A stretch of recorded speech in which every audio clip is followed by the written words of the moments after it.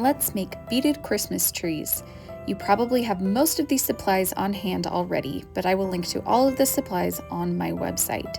You're going to begin with a wooden dowel and a wooden wheel. Put a little hot glue inside that wheel so that the dowel stays put.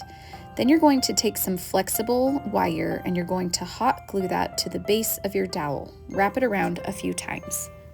Now for the fun decorating part. You're going to want to use beads that aren't super heavy. I'm actually using a combination of plastic beads for mine because if they're too heavy, they will weigh down your wire. Feed these directly onto your wire until you get your desired length for your tree branch.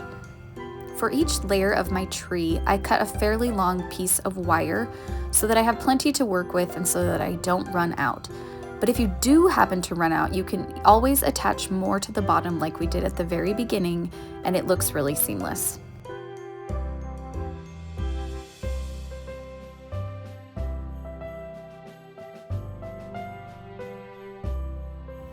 Continue adding beads until you reach the desired length of your branch. Then you're going to fold it together and twist it around a few times to hold it in place. Then begin your next branch in exactly the same way. Continue this process until you have the number of branches that you would like at the bottom. To make mine a little more secure, I actually also add a dab of hot glue underneath each of the branches just to hold them in place a little better. Continue this process of adding a little hot glue, wrapping the wire around, filling the wire with beads as many times as you like. The more layers you have, the fuller your tree will be. I added more wire and beads to the top of my tree, but you could really add whatever you would like a star or a ribbon.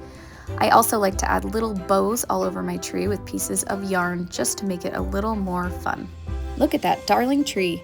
I've got 2 more tutorials coming your way with seed beads and yarn, so keep your eyes open for those.